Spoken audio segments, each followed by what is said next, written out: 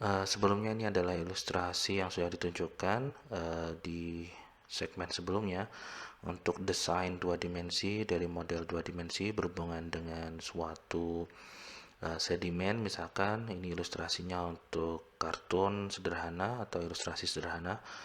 Biasanya mungkin bentuknya seperti ini, tapi pada penyederhanaan kita akan gunakan bentuk kotak dengan luas dimensi yang besar.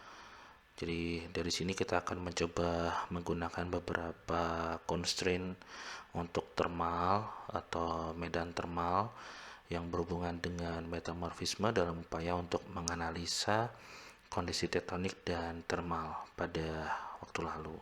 Dan tentu saja beberapa desain kita ini nanti akan melibatkan parameter-parameter dalam perhitungan untuk melihat simulasinya yang dihitung dari perubahan temperatur terhadap waktu. Tentu saja di sini melibatkan konduktivitas, heat generation, dan seterusnya yang sudah kita pelajari juga berkaitan dengan parameter-parameter di persamaan ini. Nah, pada bentuk yang relatif tidak ada pergerakan, mungkin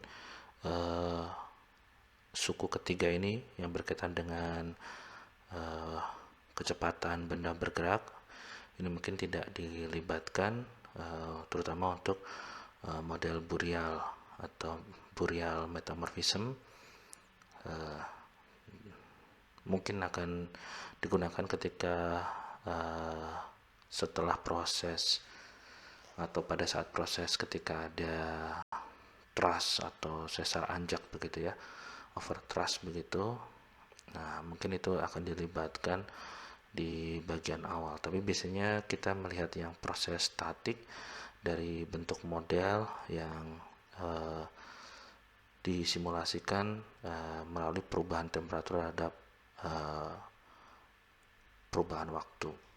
Nah, dari sini misalkan kita punya suatu kotak untuk tinjauan, dan di sini adalah temperatur awal.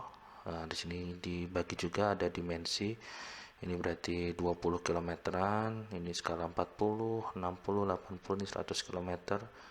Di sini 20, di sini 40 km ya, kurang lebih ini. Ini karena simetri mungkin hanya dibuat satu sisi saja. Jadi misalkan ini untuk area seluas sekitar 60 ya, atau berapa ini, 25 ya, 50 ya, kurang lebih sekitar 50 km. Tapi kita coba lihat di satu sisi saja. Ini misalkan dimodelkan untuk kasus kerak bagian atas sebagai granit dengan nilai heat generation 2,52 dalam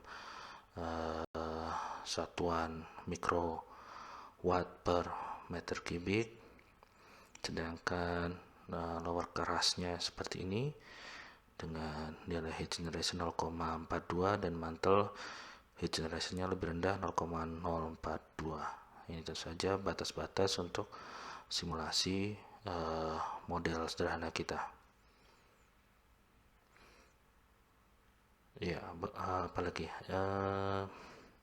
ya, wilayah ini yang diarsir atau yang berwarna grey ini sekali lagi merupakan sedimen pada kasus model Burial. Nanti mungkin pada saat model intrusi ya, ini juga akan dibuat bentuk yang sederhana berupa kotak saja untuk segmen selanjutnya, tapi ini mewakili untuk intrusi. Nah, nanti akan ada yang membedakan antara bentuk ini dari sumber panasnya. Oke, kita coba baca catatan yang sudah kita siapkan untuk Burial metamorphism. Model Burial atau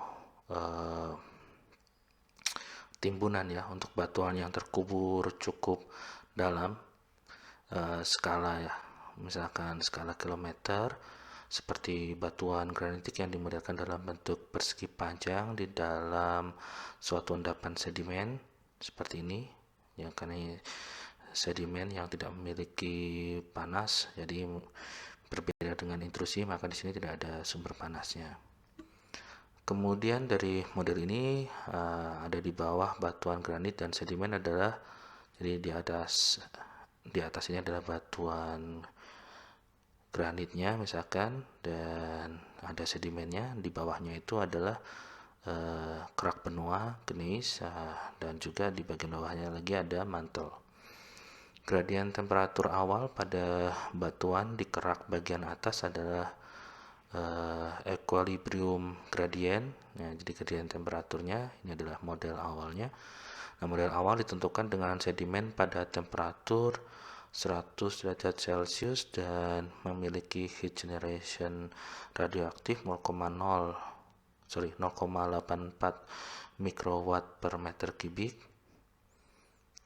Model yang mirip dengan kondisi untuk endapan di kerak benua di atas zona subduksi yang diisi sedimen tebal pada lingkungan batuan granit. Ya, kurang lebih kalau posisi ini mungkin memodelkan sisi yang ada di atas kerak benua dari zona subduksi.